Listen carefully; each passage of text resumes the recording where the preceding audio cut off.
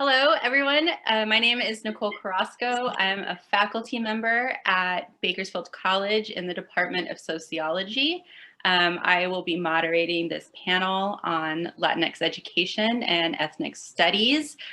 Before we get started, in the spirit of restorative justice, I would like to take a little bit of time to acknowledge my occupation and the occupation of Bakersfield College on Yokut's land, and call for the advocacy and continued healing of the indigenous people of this land. With that said, I would like to introduce our student panelist, or let him introduce himself. Hello, my name is Isai Figueroa. I was a former student at BC, and I'll be moderating this panel alongside with Professor Nicole Carrasco. And now I'd allow the panelists to introduce themselves. Whoever wants to start. Is there an order or just, well, I guess I'll go first. My name is Javier Llamas. I am a faculty at Bakersfield College.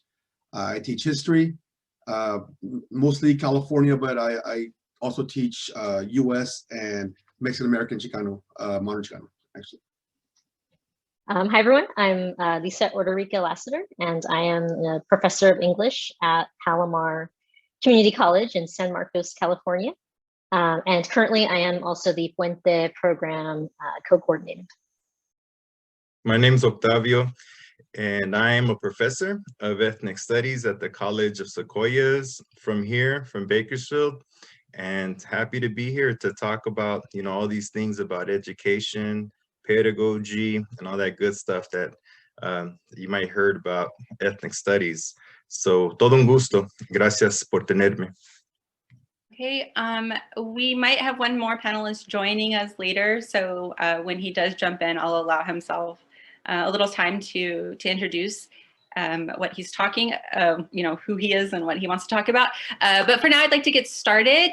My first question for the panel, and I'm hoping I can hear a little bit from all of you, is, I think we all come from Hispanic serving institutions, and we understand the importance of representation of our student body, allowing themselves to see their identity reflected in not only the faculty, but also the curriculum. But what are the broader sort of benefits of having a robust cultural and ethnic studies program on campuses? And how does that benefit people who might feel like it is not inclusive to their identity? So whoever would like to take that first. Being the host campus. Well, we know that there used to be a culture center at a Chicano culture center at BC many years ago, and it's no longer there. But I know that when that was there, and at least the need for ethnic studies, it gives awareness to the many types of groups, not just the Chicano center, but to other groups. And we see the lack of participation of other groups, and you see the issues in society right now, where if you don't have that camaraderie with other cultures, at least in your formative years, when you get older, perhaps you lose that sensitivity to what other cultures are like. And we see it happen in some of the many tragedies we've seen lately. And I think if there was some way to add not just the Hispanic one, but all the others, including the Hispanic, obviously, then we perhaps minimize, that violence that we see nowadays, because there's more sensitivity by being around somebody of a different culture. Octavio, I know you've been a huge advocate for implementing ethnic studies, not only on college campuses in Kern County, but even in K through 12. Why is this work important to you, and what do you think the real benefits are to our education system as a whole? Gracias, Nicole, for that question. I could add to it in different ways. I'm a professor of ethnic studies, but also, as you mentioned, organizing here locally with a lot of educators, K through 12, college, university. We're part of a collective known as the Kern County Educators for Ethnic Studies, and we exist autonomously. So as educators, organizing, building curriculum with each other in support of one another. And it's significant. It's significant for many reasons. In terms of broader implications, there's so many. It's such an awesome question. Thank you for asking. It's like, where do I start? So with this question, for the benefits for schools, they're tremendous. They're tremendous, and it's really critical to actually begin to centering voices and experiences of people who've been historically marginalized, minoritized. And there's a difference, a significant difference. La clave está en el detalle, right? I guess in an English expression, the key is in the detail, right? And so minoritized versus minority, right? There's a process of understanding mechanisms of power and how they function that have historically, really put the experiences of, let's say, the farm workers, since we had a plática, really rich plática about farm workers, not really valuing and bringing those experiences to the center of curriculum, to understand those experiences from the voices of farm workers, which is here in the Central Valley. So the employment of so many of the students that are in classrooms at Bakersfield College, College of the Sequoias, in the public schools. And so those are the orientation of life of many of our families here in Central Valley. And those experiences are not centered, they're not valued in a way to understand what those contributions are. So I'm saying this just as an example to make a case in point, that when these experiences are valued, there's also an expression of seeing yourself in the curriculum. And when you bring in those experiences to the center, you begin to understand, read literature that is from the voices of people who work in the fields, for instance, that have a different kind of sensitivity. These are the things that I have said on a number of occasions that are the antidote which schools claim to be a major, that can address a major problem that schools claim to have, which is an achievement gap. But it's so important that that achievement gap, we flip it on its axis and not look at the students as being deficient in something, right? But finding a means to actually really stimulate the interest and engagement of the youth, of students to want to get involved. And these are things that are major benefits because these are evidenced. There's studies that prove that these things function in a way where it leads to academic excellence. And these are studies that have indicated that it also reaches those that are even more marginalized in the achievement in schools. The young men of color, which are the hardest to get. Those are the ones who actually do the best. It's like, what the heck?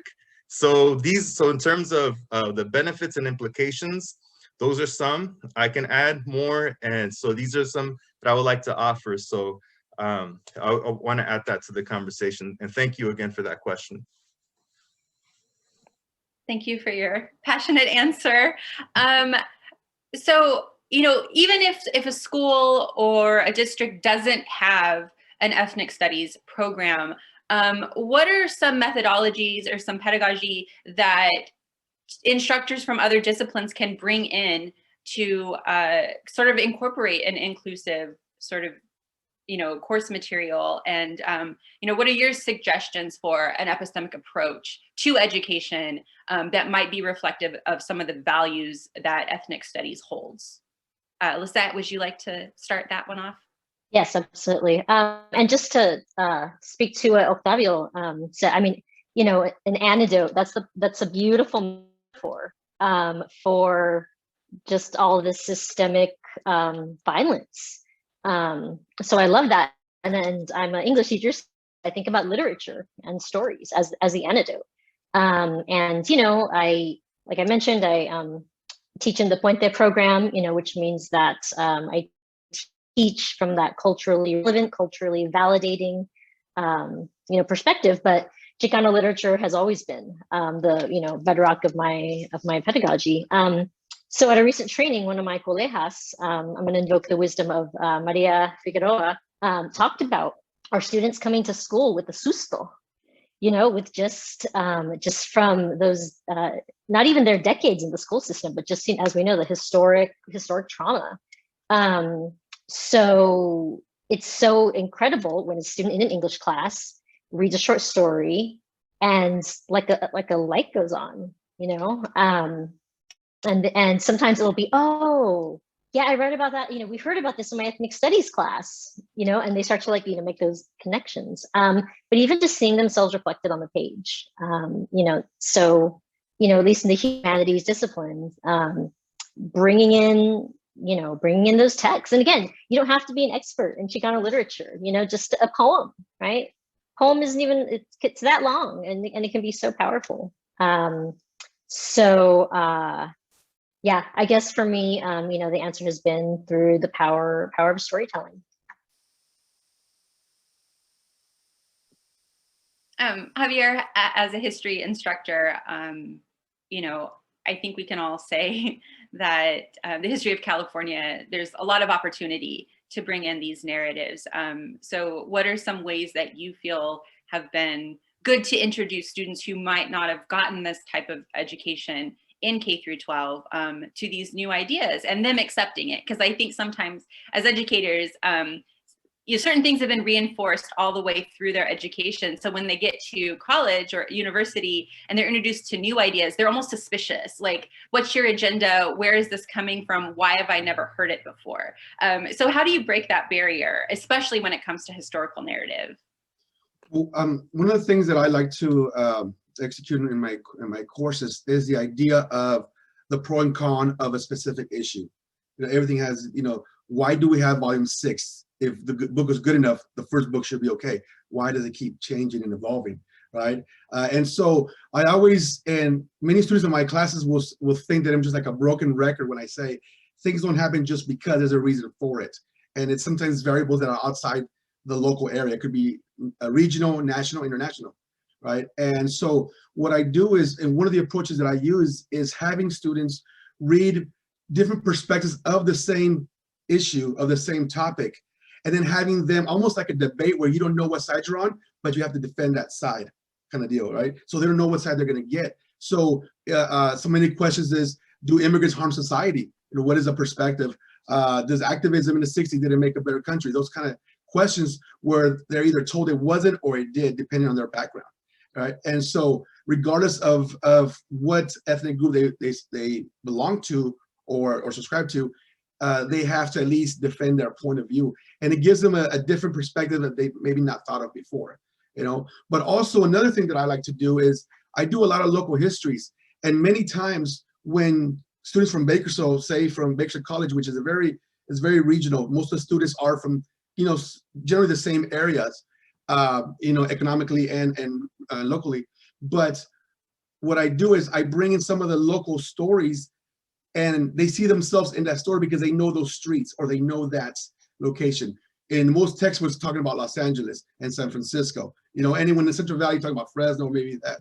And so when I bring in the local stuff, then they say, oh, I know that store, or I know that situation, or my dad went to that school, or that kind of stuff.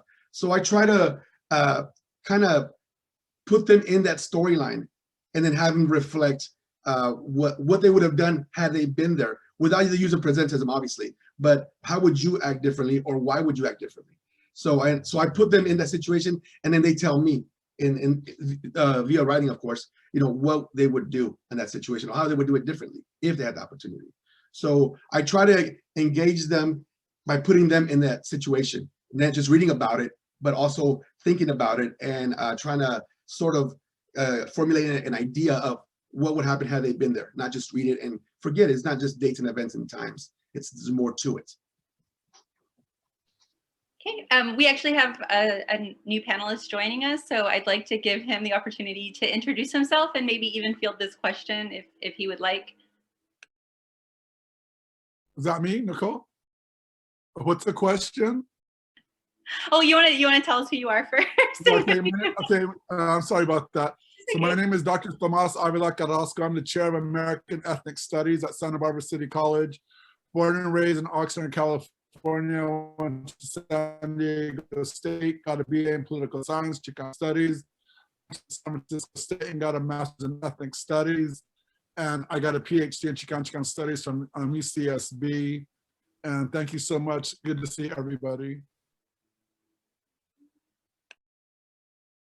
So the question What was was, the question? the question was for those that don't teach ethnic studies or Chicano studies, you know, what are some methodologies or a pedagogical approach to incorporating inclusive narratives into their curriculum and their discipline? So inclusive narratives into Chicano studies or ethnic studies? Was Yeah, that the for other question? disciplines, like what kind of advice would you give them to kind of maybe start thinking outside of, you know, maybe a more narrow? Well, first, I would tell them to take a Chicano studies class. No, I'm joking. No.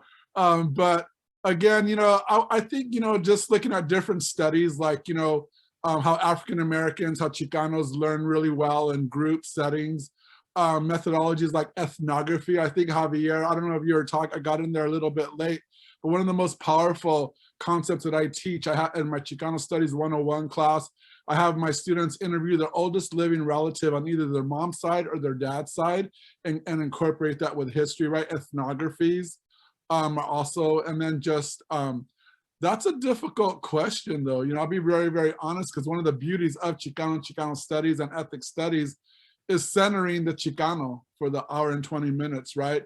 Or centering racialized minorities. I would also I would lay out the concept of humanity.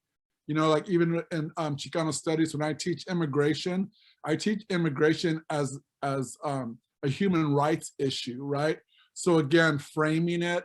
And the other thing I would also just off the shooting from the top of my head is like dealing with the demographic shift, right? Know who you are teaching, whether they're Asians, African Americans, Chicanos, rich, you know, Euro-Americans, etc. Know your population and know the issues in their communities, right? Yeah, and if I could add to that, because in my first response, I talked about materials, right, the content, but methods, you know, those, the contemplative teaching practices, the senti pensante that Laura Rendon, tells us, that Gloria Ladson-Billings, that pedagogy of cariño and corazón, you know, which can be really difficult, especially if you were trained. And I was in the last panel talking about that elite academic training of, you know, you're the professor, you have the knowledge. You got to get rid of all that, you know, and, you know, make students, you know, equal, you know, recognize their knowledge and the knowledge they bring to the classroom, and, you know, just really radically shift just this hierarchical, right, system of power that is just so often gets played out in our classrooms. To add to that, I'd also like to add Tarayoso's, you know, cultural capital is so important. You know, there's so many, a lot of times professors aren't even aware, you know, that this whole concept that students bring nothing to the table. No. You know, in regards to that's Tarayoso, what's the name of her book? It's slipping my mind right now. The Educational Pipeline. It's really, really good. And she talks about cultural capital and community wealth and being able to, you know, let students know, you know, whether it's English and Spanish or just navigational skills, again, methodology, right? And just that, and that whole concept of honoring the student, you know, making it inclusive. And so, yeah, to add that, right on, Lisette, I totally agree with you. Well, now that you are both talking about teaching, how important do you think is the cultural connection with students? And do you think it has an effect in the student-professor dynamic? Yeah, let me, if I can jump in here. It is. And there's different ways you can think about that as well. And I think a good way to begin, if we think about institutions and the student demographics of those institutions, to understand the importance of that connection, even to that extent. If you're looking at maybe at an institution such as Bakersfield College, you're talking about a student population that's 70% Chicano, Latino, all right? So, and then you also have to factor other ethnic groups, Asian American, African American, American Indian. So we're getting close to almost 8 out of every 10 students at Bakersfield College is a student of color. All right. So I think that's critical to put in context on what you just asked. How important?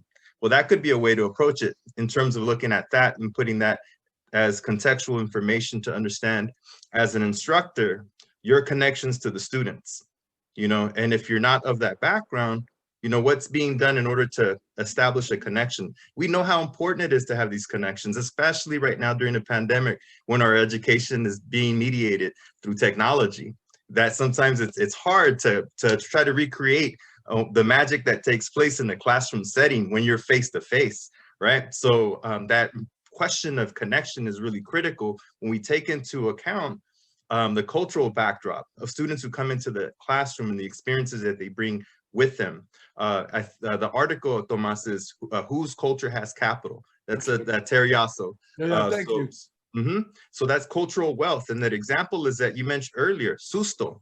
But how many participants right now understand that terminology? That is funds of knowledge. That's from la cultura, la lingüística de nuestra cultura. Susto doesn't need to be explained to many of the students at Bakersfield College because they already know what susto is growing up. But that concept has not been valued and placed at the center of curriculum. How could you actually utilize that concept of susto to actually have an educational lesson? Maybe to learn from that elderly parent that will be interviewed in this ethnography in Dr. Carrasco's class, with that elder who talks about susto. Ay, me dio susto y me dio diabetes. So what the heck? All right, that's going to be a challenge there to mediate that kind of advisement as a professor of that student. So how do you reconcile that? So it's important to invest into more trying to make that connection, trying to make those connections with the students, trying to make those cultural connections. And these are, I know you were just kidding, Tomas, but it does require, I mean, PD, that's real. We have to do professional development, and professional development does require, us to be, better suited to actually engage and for instructional purposes.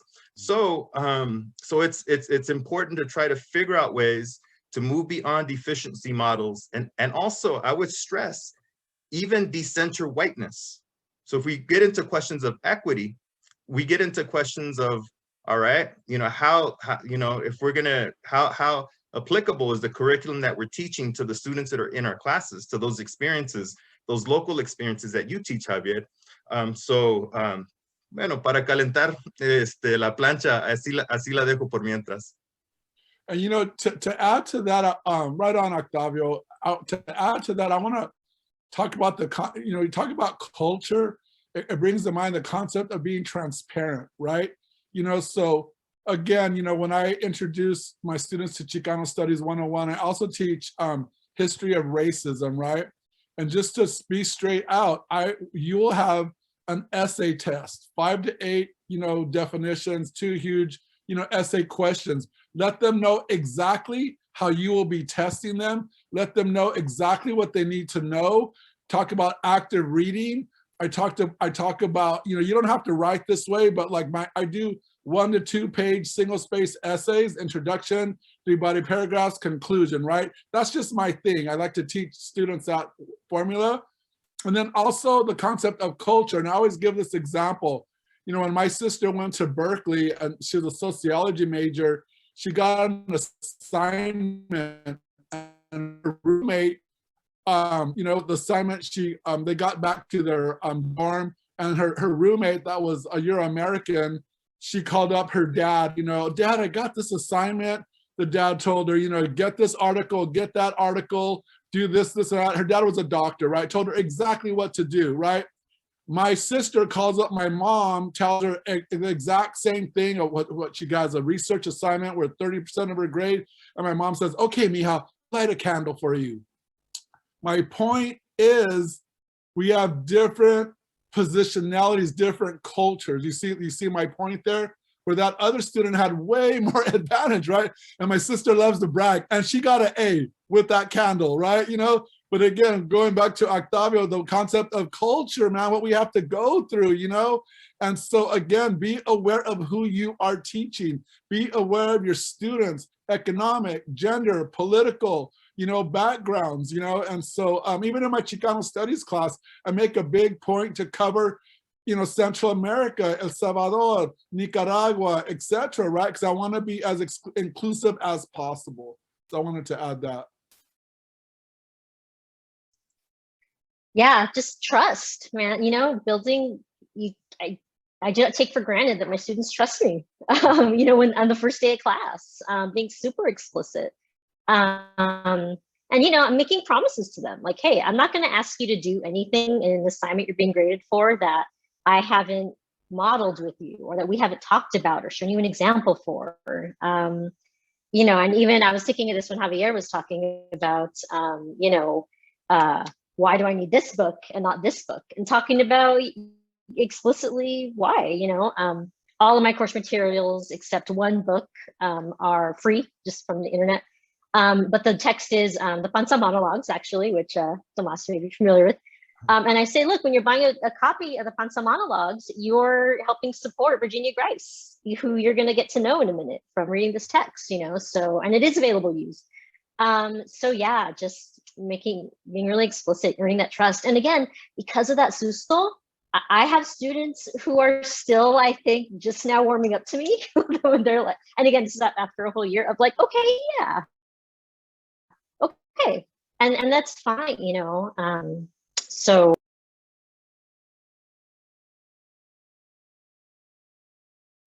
Well, also when like in the first days of class, I always like to, like you guys said, the trust issue, especially it's harder now, as Octavio was talking about earlier, to this medium of the Zoom sessions. You lose that, like you said, the magic, that's a good word. You lose the magic of the classroom, the mannerisms, your hand gestures. So they know that it's an open, an open doorway, goes both directions. I'm here to learn from them as well. And one thing I do tell them when they write their final papers, I don't want them to recite, anything that I already know. Tell me why is it different for you, and I'm learning from you, because you might think of something I've never thought of. So it's a two-way street in this interaction that we're having, and so I try to at least try to push for that. Whether it gets through, sometimes they go through deaf ears. Sometimes some people really embrace that and they see it. But I agree, it's all about that trust that they have in you. And I always tell them, we read this article in my first class. Everybody has to read this article. It's called "Is History True?" And one of the authors is William McNeill, who writes that that history is not true because it's always evolving, not that it's false. And I always tell him, the words are important. He's not saying it's false. He's saying it's not true because it will change. Your perspective will dominate the narrative in 5-10 years when you become an academic, right? And he says at the bottom, may our successors do even better. And I said, that's you guys. I'm only here because I did this before you, not that I'm better than you, right? You're gonna pass through this and hopefully you do better than me, right? So, and that's why I try to instill in a lot of these classes when I have them read the very first article, Is History True?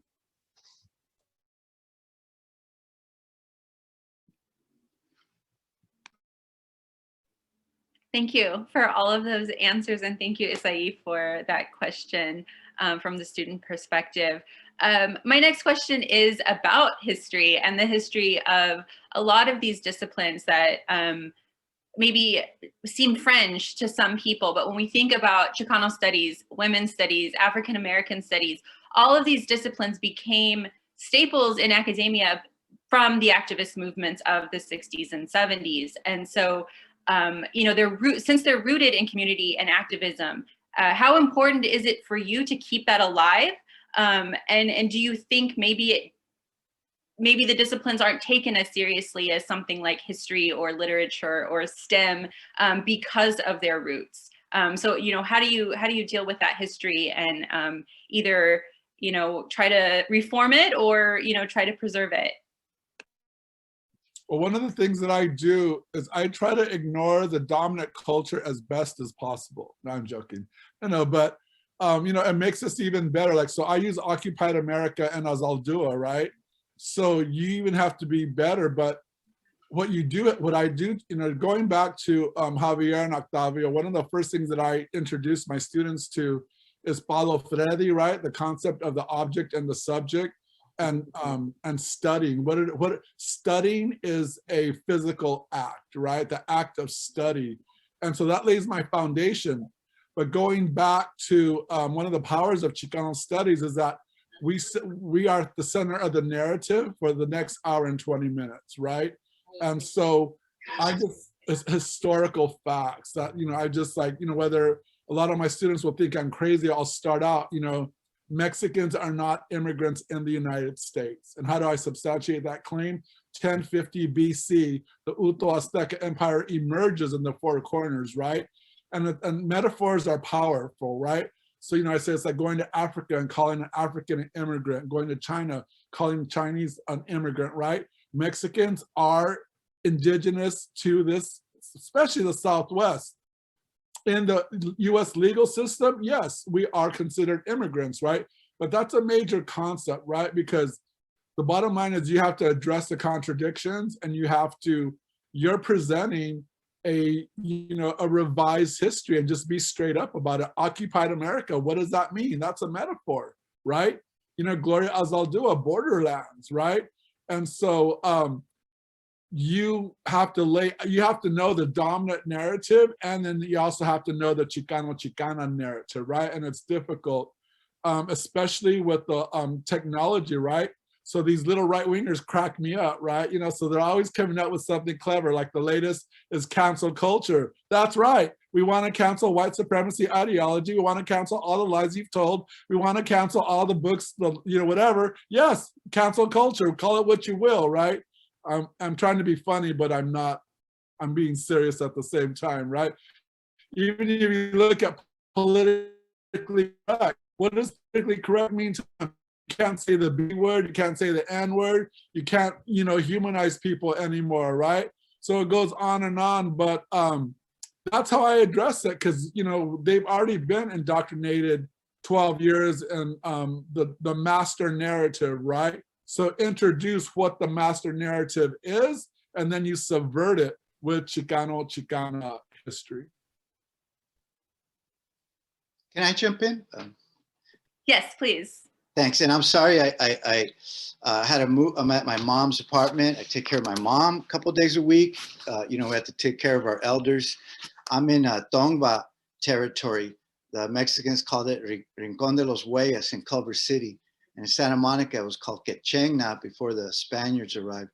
I want to do my own land acknowledgement.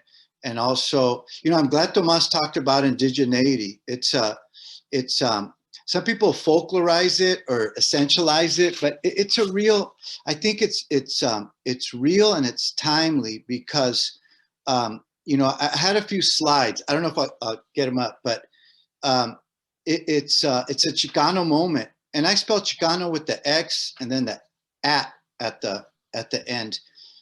In the 90s, I was a college graduate from Berkeley, and we were politicized through the quincentennial, the 500-year anniversary commemorations of the arrival of Columbus was very controversial. George Bush likened himself to Columbus. The conservative governments identified with colonizers, bringing civilization to the savages. And on the other end, on the dialectical other side of that, Chicanos, indigenous people, woke up. We reached into our indigenous roots. We participated in the Peace and Dignity Run that united tribal groups from the whole hemisphere. They ran from the tip of Argentina and from Anchorage, Alaska, and united. Chicanos in the Southwest, myself included, many others, Octavio was involved in that, participated heavily in that indigenous reawakening. We are living through another quincentennial that I think Chicano studies professors have not grasped onto.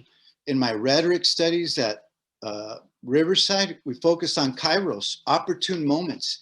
This is an opportunity, these anniversaries, to rethink what happened at Tenochtitlan.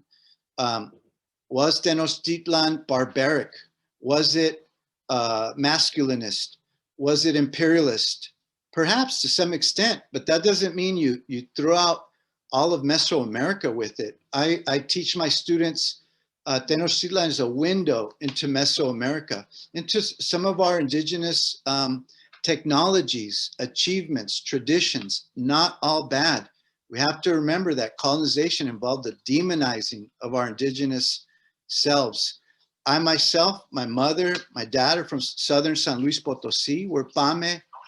We come from Pame, Chichimeca, indigenous heritages. I love exploring my background, and not that I'm an expert in it, but I'm always a student in that.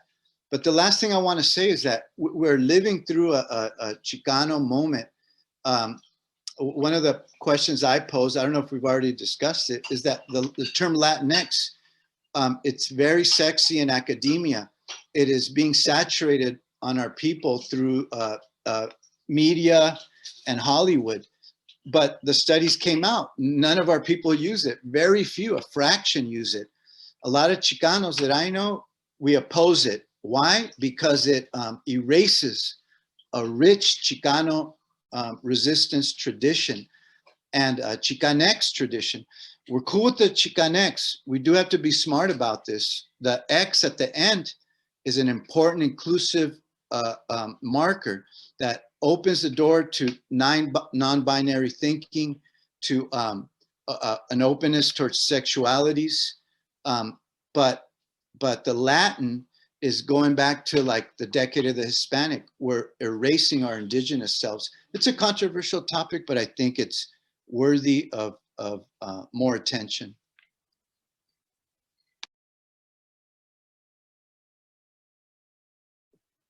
Thank you for that.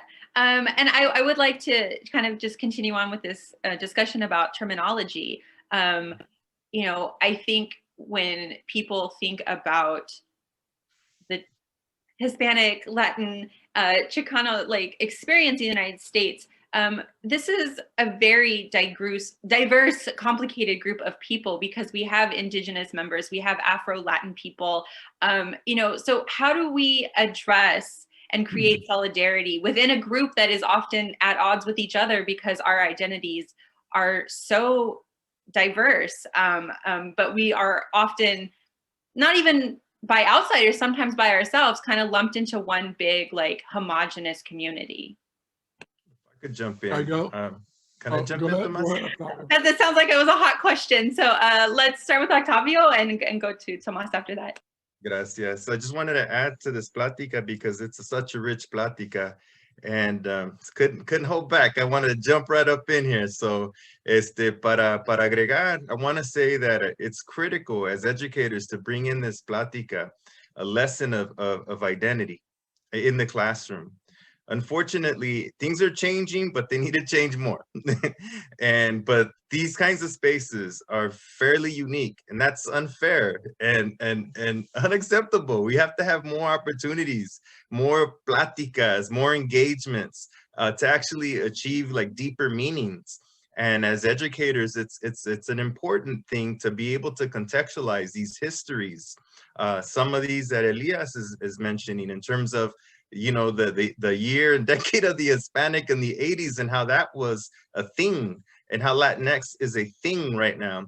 And so, but to really dig deep, to understand all these different ways that they actually are part of a very strong flow of the mainstream and really is occupying a lot of attention and space in other ways that don't really engage critically on the meanings.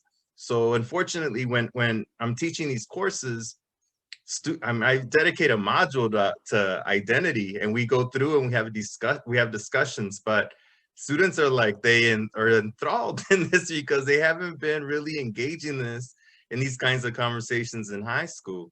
So when they come in, it's like, and I've used the analogy, it's like a home cooked meal. It's like it's like a home cooked meal. You know, it's not the fast food. You're getting something familiar, comforting, and it's making that connect, and it's fortifying. You know, intellectually, spiritually fortifies, like those nutrients that it provides.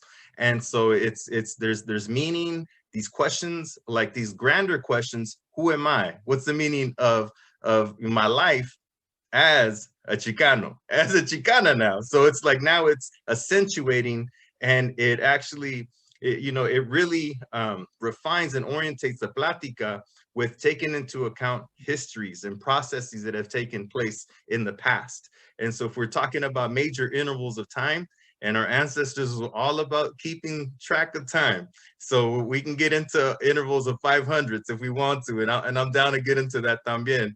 So, but I'll leave it like that. Tomás, I know you want to jump in, so échale ganas. Yeah, I agree with everything that you and Elias are saying, and I just want to, share. So, Chicano Studies 101, I have like 40 to 50, 18 to 22-year-olds, and I always start, and this is what I learned from my mentors, I always tell my students, you choose your own identity. You don't let anybody tell you who you are. And then right on, Octavio, exactly. So then I historically contextualize Mexican, Mexican-American, Chicano, Hispanic, et cetera, et cetera. And I give examples, of how, when I was at Berkeley, most people were like, they didn't like the word Chicano, or like, the other one where yo soy puro Mexicano, then when you have the time, you could explain, okay, well, so what is your culture? Okay, I came here when I was, 11 and now I'm 22. Okay, you could be whatever you want in your mind, but newsflash, your culture is American and Mexican intertwined, right? I give the example.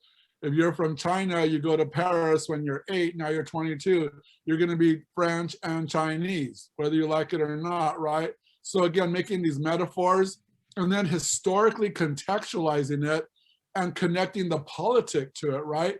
So, and then, I love the concept of to be, right? To walk away and say, well, what am I? Am I American? Am I Chicano? Am I Mexican-American? Like, what the hell am I, right? But the concept to be, but most importantly, is a concept of what you can become, right? What you can become. And so I always like to tell students, because, we've had experiences where like white professors will tell, white, teachers will tell, like my mom, oh no, our students are Hispanic. Oh, really? Who says? And going back to Elias's point, so this is a huge issue, right? And so I'm just giving you, like, again, to historically contextualize, every label has its time and what it means, right? But most importantly, what my issue is right now, the reason why Chicana is so powerful is it connects us to the land, right? And it subverts white supremacy ideology. It states that Mexicans are indigenous, especially to the Southwest, right? And then my other point is, in regards to whether it's Hispanic or Latinx, who are you to be creating a whole new label for us, right? And then to end is that to deal with, this is fluid, right? Our society is fluid, it's changing. So we have people from El Salvador, Mexico, all over, but no matter what, there's like 30 million Mexicans that live between LA and San Antonio, and that's that, And so, we've been historically here for millennia, and our numbers are overpowering in a second, but we have to strategize on how to be inclusive. I get it, so that's what I wanted to say. Lisette, is there anything you'd like to add? I was actually just thinking back,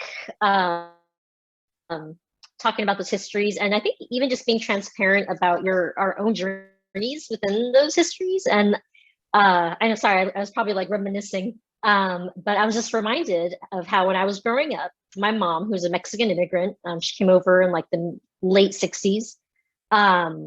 We weren't allowed to call ourselves Chicanas, because the Chicanas were the cholas over there. We weren't Chicanos. We were, Mexicanos. We were Mexican American. So I grow up like not having that, and it wasn't until I, started taking Chicano studies classes that I was like, oh wait, shit, my mom like kind of didn't know what she was talking about when it came to that. So, and that's so sharing our own journeys through our identity. I think that's another way of building trust.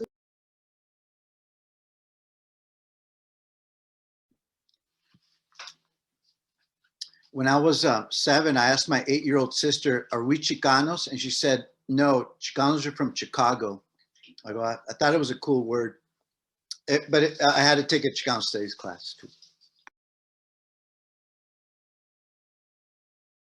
I had a very similar experience, Lisette, where the Chicanos were the cholas and I wasn't allowed. We were classy, you know, we were respectable. We had to, you know, prove our Americanness first. And so, you know, claiming that identity for me later on in life was very powerful and made me feel more connected to, you know, this forced assimilation and like what I felt like I might have lost because that was part of my family's journey for safety and you know for you know the hopes that the next generation will have opportunity if we can play by the rules in the right way.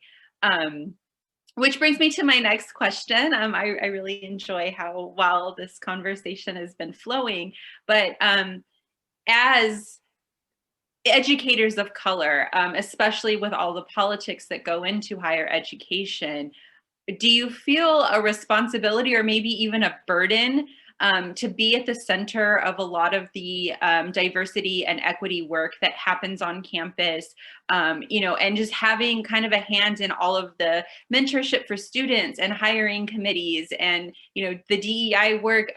Does it feel like extra labor, or is it something that you proudly take on, you know, as a faculty member at an institution of higher education? And we all know that all the institutions, we have a lot of work to do and we have a long way to go before we're truly equitable places of learning.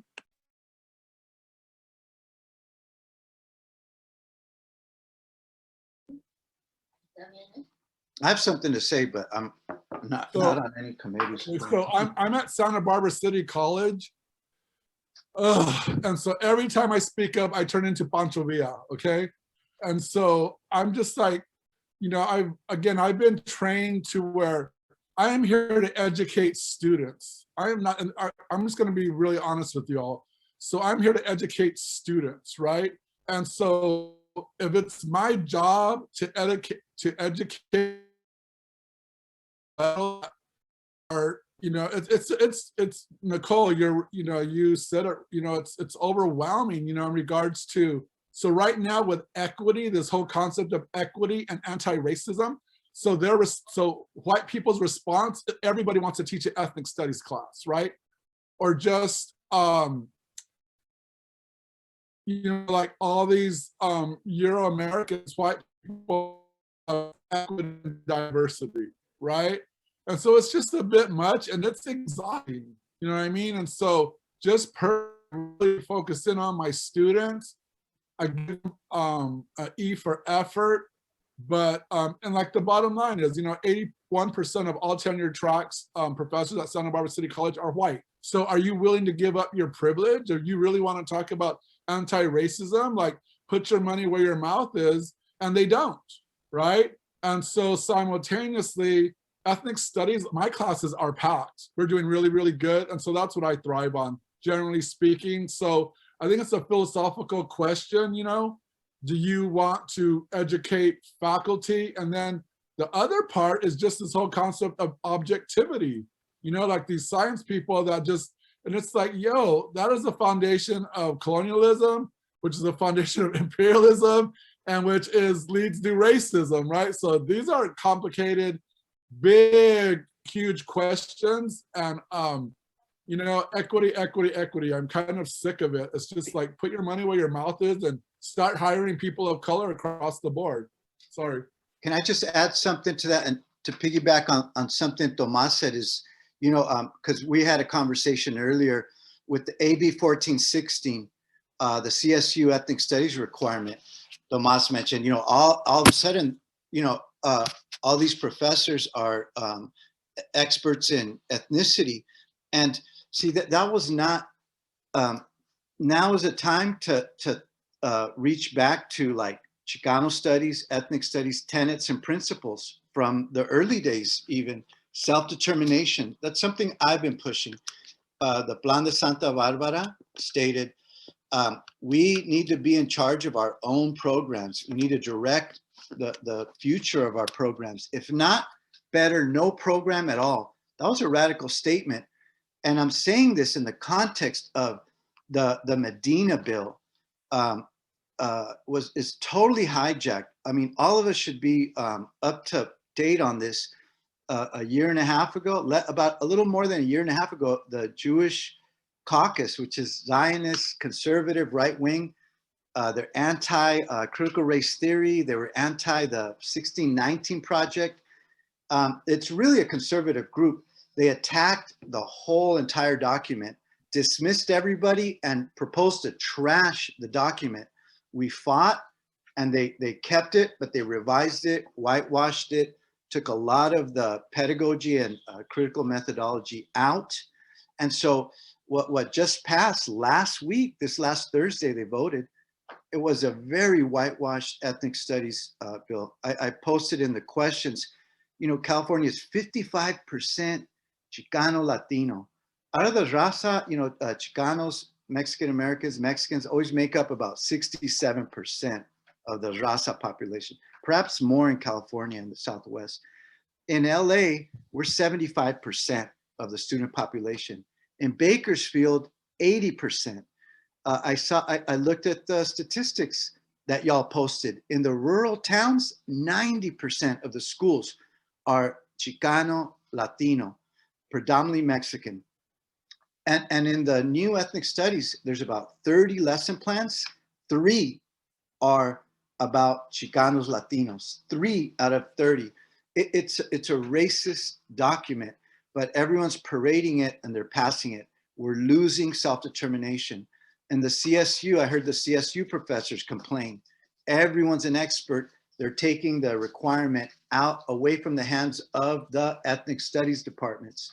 And at Tomas was explaining at the community colleges, a similar thing is happening. So my point is that now more than ever, we really need to retrieve our old documents, study where we've been, what we've accomplished. The whole intersectionality thing, I think that's a Chicano studies, ethnic studies invention from the 70s to the 80s, the Chicana writers, the queer woman of color, this bridge called my back, all that brought in an intersectional perspective. We need to claim our traditions, our legacies, and move forward, but in a, now, as much as before, we need a unified front.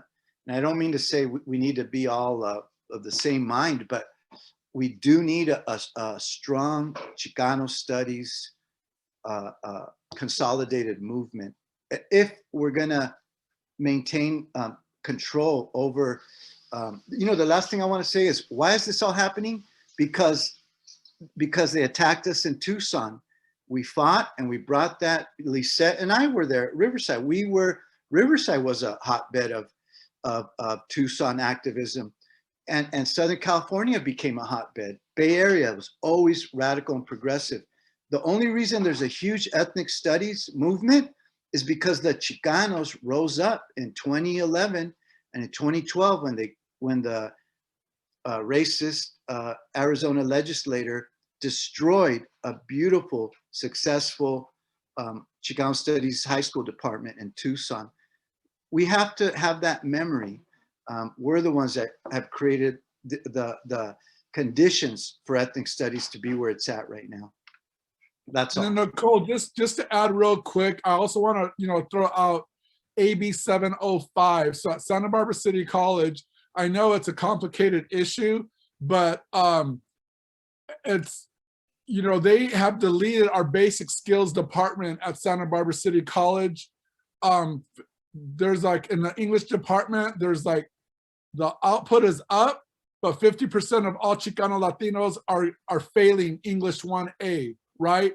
And so I make the statement that AB 705 is a racist educational policy because it eliminates choice. Other people are saying it works, right? So again, do your research, it's complicated. And a lot of, in math and in English at my school, Chicanos are failing and nobody wants to say anything about it. At more affluent schools, it's working. So I get it, you know, you don't have to take all the quote unquote, we need to change the word remedial, go straight into the college. But It's very, very complicated, and it is excluding a lot of working class Chicanos, Mexicanos at Santa Barbara City College from higher education. Another major, major change. I don't know how Bakersfield College is dealing with it, but it is, again, what's ironic in the spirit of equity and anti-racism. This is a very, very, according to George Lipsitz, a very racist educational public policy being implemented. And I think a similar thing too is being observed also with the students in K through 12 that are excelling here locally in Kern County. And I'm not sure how, if this patterns out for other areas, but students who are actually passing classes right now, K through 12, are those students who are going to be getting A's already. All right, those are the students who are continuing to do well. It's a report that was just actually done days ago here locally. And those who were in the C's and maybe B's, they're going and getting D's and F's. So you see, so that's kind of a report that we're getting here locally on that note, that we see that parallel of those who are impacted the hardest, or those that were struggling in school already to begin with, and those margins of actually failing have dramatically increased as a result as well. So just to add, that parallel there too. But back to your question in terms of the responsibility, the question of responsibility, coming from a background of being involved, I think it's something that I feel it comes like it's a duty that I take up, and I feel it's a duty that should be also fostered in the classroom as well. And it's messed up sometimes, because it's what you mentioned earlier, Tomas. If you speak up, you're viewed as Pancho Villa, and it's like, what's up with that? If an African American woman speaks up, she looks at the angry Black woman. What's up with that? If we speak up and we choose to engage and have a say, if we get invited to the decision-making table, right? Then it's kind of like ostracized because of our representation. It's unfortunate, because for the most part, these are kinds of things that overall are kind of encouraged. It's like civics, it sounds like a great thing when it's pitched that way, civics or civic engagement, right? But when we start talking about, all right, community accountability and social responsibility, these kinds of things those are parallel terminology, things that I feel that we should really encourage our students to say, hey, you know what can you become? As you mentioned, Tomas, it's like, okay, how can we resolve the issues of our community, rather than saying, no, we got to do really well to get the heck out of our community. And so when are things going to change? When are we going to actually bring some solutions to our neighborhoods? So, and to be orientated in that kind of practice in our teaching. But that's also, I think, is a philosophy that should also be embraced as educators in our responsibilities that we have outside of the classroom to the institutions where we work, that we actually have a say in the way how diversity, equity, and inclusivity may function, the DIE, these kinds of things, getting in and having representation in academic senate, having representation in these different ways, right? And so I think that's critical. I think that's really critical, that sense of responsibility being fostered and given el ejemplo a los estudiantes, that we serve as, as servants, but as models. And so it also comes with the key question, is that representation and how it actually comes to play. So intersectionality, indeed, folks are doing intersectionality before that term was coined.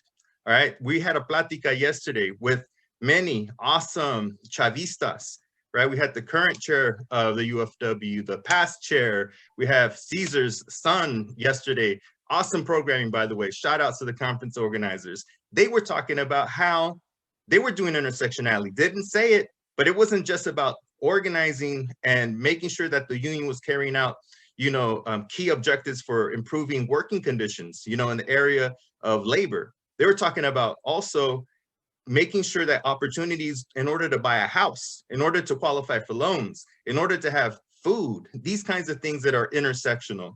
And at the same way, I want to revert back to the question of Latinx, that X factor at the end, right? Which is kind of this thing that is happening right now, right? It's very important to really focus on what it is that about. Definitely, I come from also from the perspective of bringing forth a very strong criticism in terms of erasure of indigenous culture, which is implied with the Latino.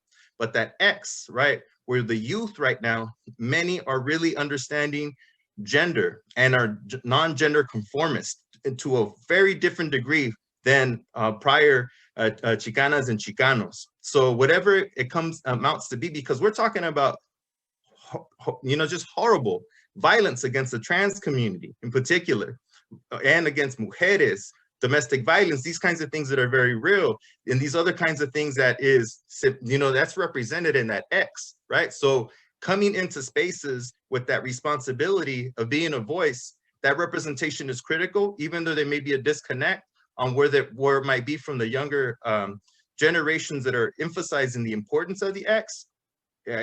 Even though if that's not my ideology, I fine tune my thinking and my hearing to see how I can make sure that I'm going to be representative of those causas as well.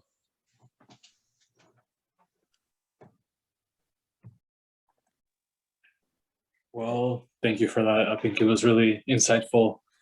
Just learning more about the Latinx term. And well, as the last question, what would be an advice for the next generation of educators? And how do you envision the future of ethnic studies?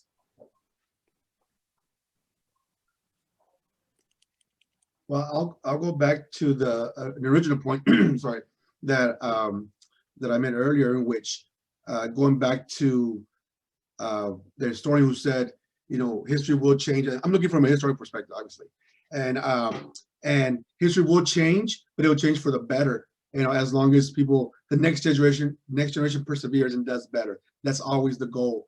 So as long as they're still asking questions, and they're engaging. Sorry, they're engaging. They're asking questions and participating. And I think one of the points that I saw in one of the questions was knowledge and action. That kind of they're intermixed. Because sometimes too much action, not enough knowledge. It's almost seems like it's doomed. So it has to be kind of like there's a well-balanced mentality of knowledge with the action. That way, that no matter what is being pursued or what action is taken, they also have that knowledge in the background. And because I've seen many times when you have a movement, and obviously the detractors, people that are against any kind of movement, they will always focus on that one person who's asked, so what's this cause? I don't know, and so they'll focus on that and they'll try to sort of undermine it, and so I think that as students, as they move on to the next level, again, knowledge and action, as long as it keeps pushing and asking questions, I think the ethnic studies movement will prevail eventually. What was the question again? I think the question was... the question... Go ahead. Okay, sorry.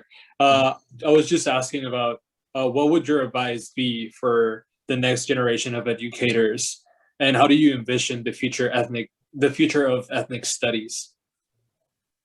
You want to go, Octavio? Yeah, if I may, I wanted to jump in and just in terms of comentario on I think is really important for educators of color in higher education and public education to actually be involved in building and contributing to creating community of support. It's so important. That mentorship that is important to actually offer our students is also very important amongst peers as well. So important that if you have an incoming faculty, and props to Oliver, and other faculty at BC who gave me a hand while I was there, a lot of faculty looking out, that is key.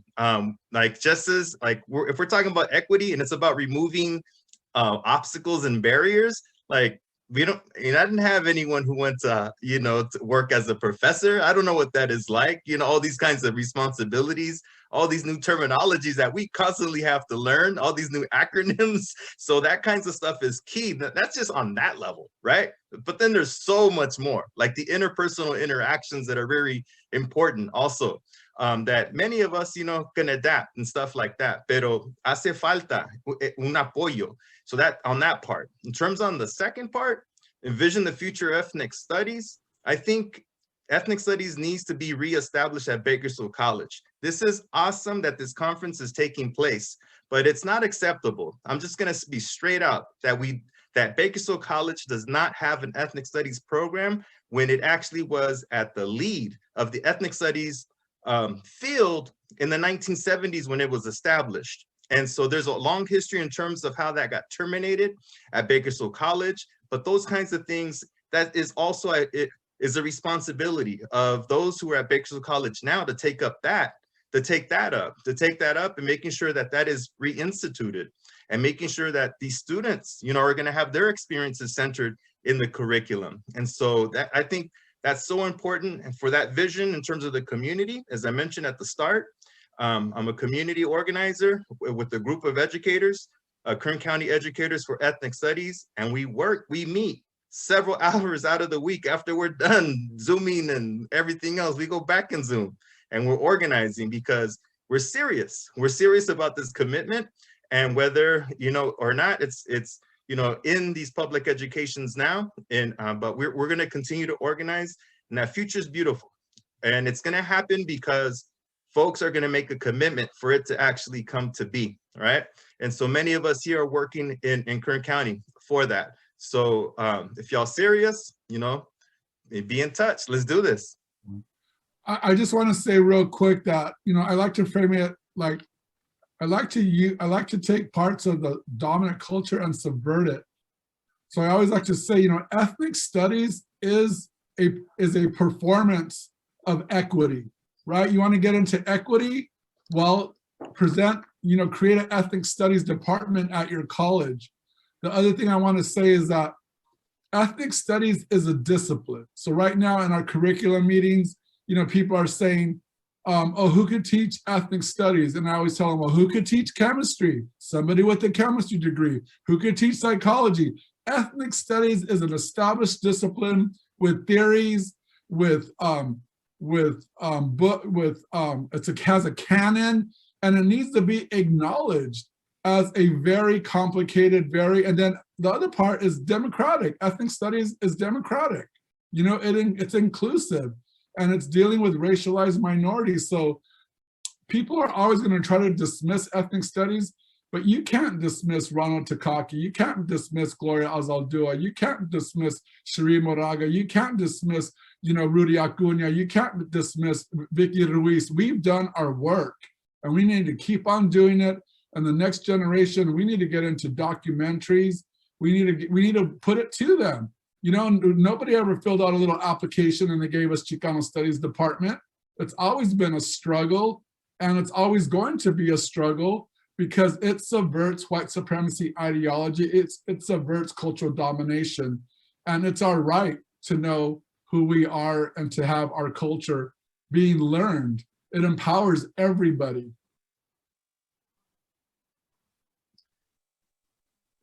Can I add something just on the student involvement?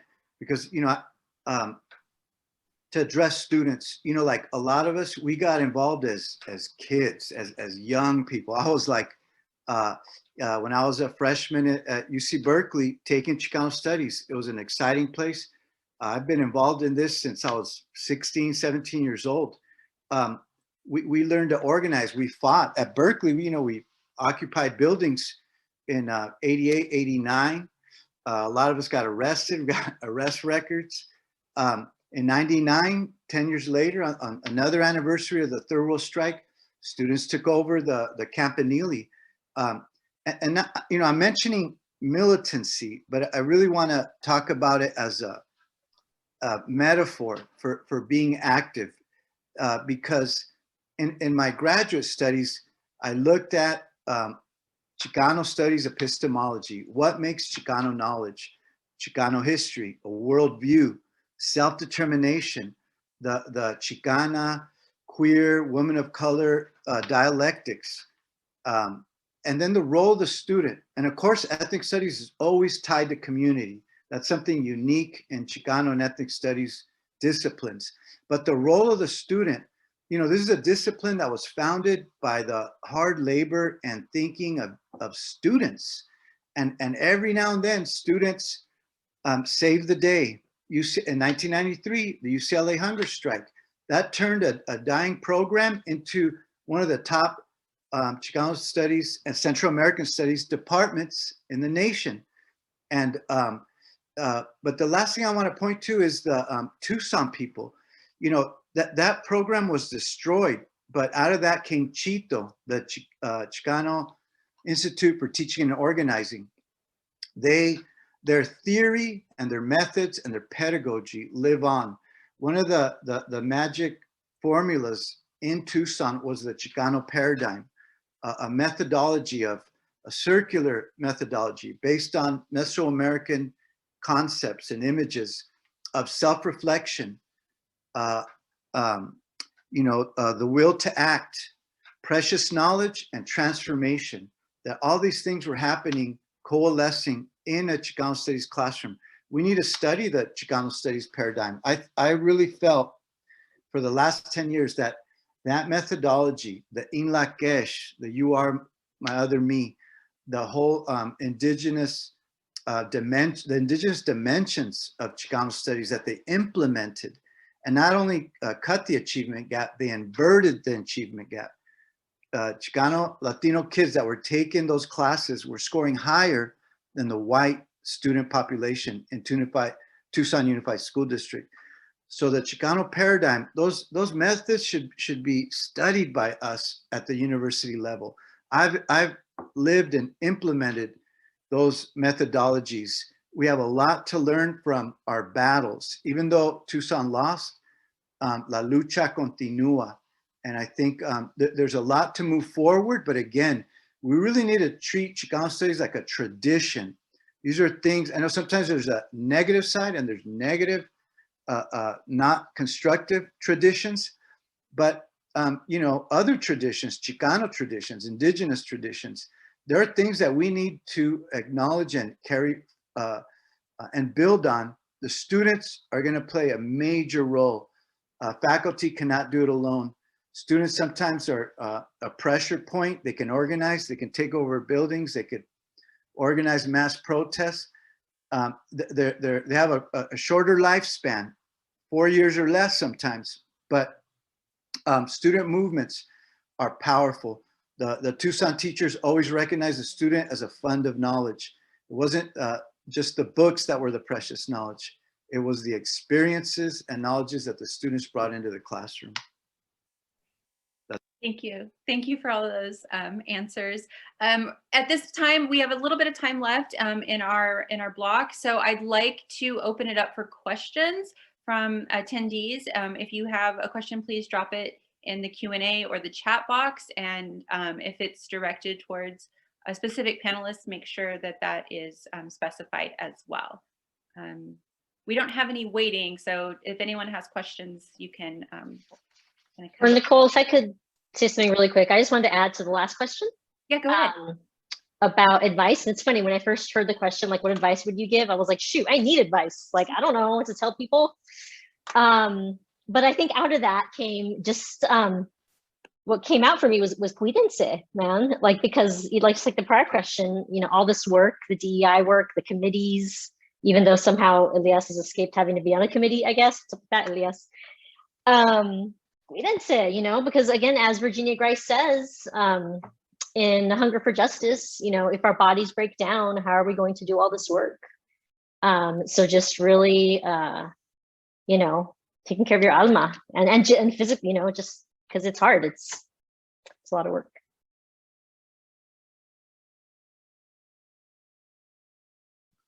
I'm not on any committees because no one picks me. No, I'm just playing. Pero eso es muy cierto, Lisette. I want to just thank you for that, you know, message too. It's really important because if we look at even health disparities, that's very racialized as well. If we're looking at the impact of COVID, that is hella racialized as well. This virus that's supposed to be biologically capably possible affecting everyone at the equal, but there ain't no equality in this distribution either. So what does that say about the institutionalized racism, right? So these are other kinds of things that we see that in your consejo, there's the value that because even in academia, we're going to be impacted in ways, you know, in a very different kind of way. We're going to experience and have to ingest institutionalized racism. And so those microaggressions, it's important. It's important to reconnect and find how you can actually take care of yourself. So thank you for saying that. That is so important. And I think that coincides of having that community space of support. And it's hard right now, y'all. It's hard. It's hard for everyone. So that's critical. Thank you for bringing that up. Yeah, and I actually meant your responses reminded me of that. Is part of that is creating community. So.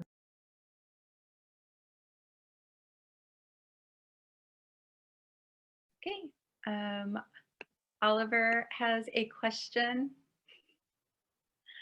Would you like to? Let's see if I'm gonna have to.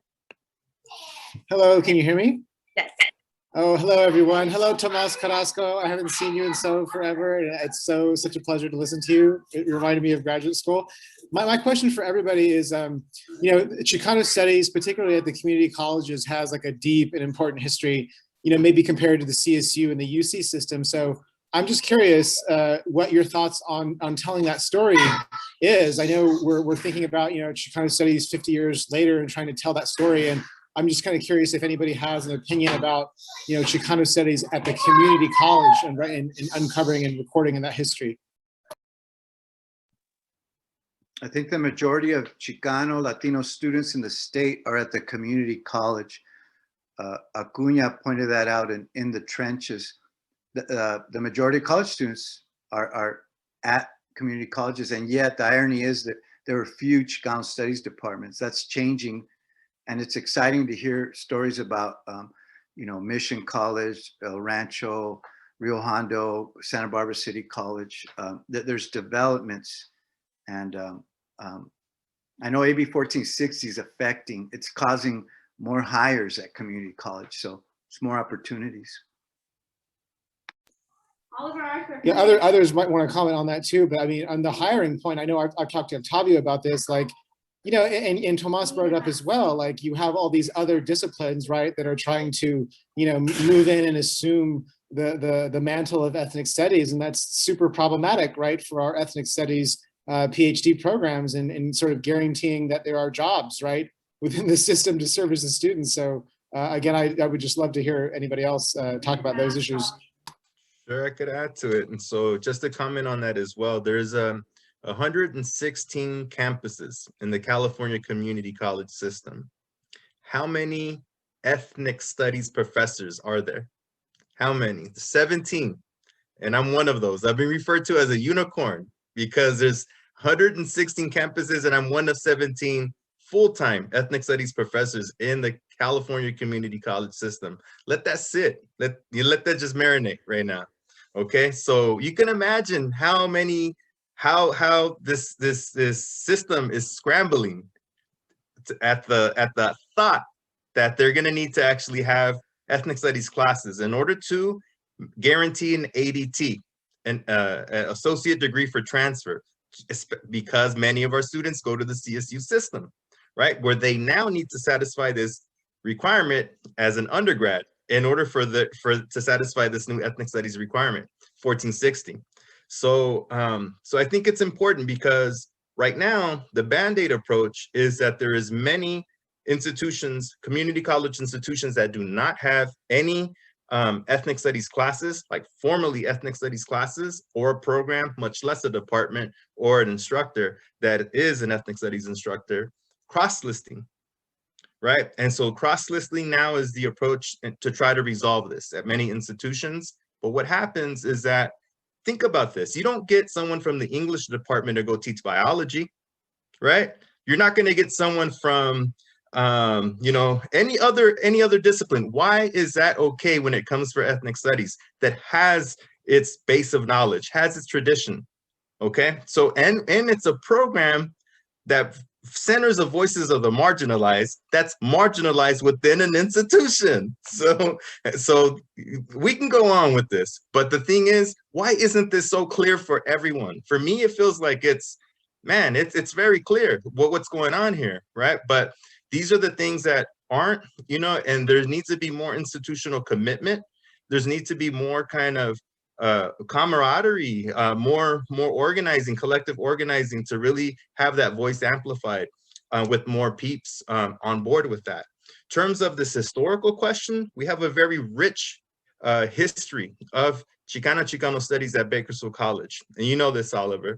And many folks know this, but that is such, for me, me da impotencia, because this is something that, you know, this conference is an awesome convening of like, and this is what ethnic studies looks like, right? Right here, we're having something right here that could be then replicated throughout the Bakersfield College in so many different ways, so that, you know, students are taking care of their, where the integrity of ethnic studies is not compromised, because it's very hard for maybe sociology to say, I'm gonna decenter my theories, my practices of sociology in order to satisfy an ethnic studies requirement. That's what's needed in order to be cross-listed.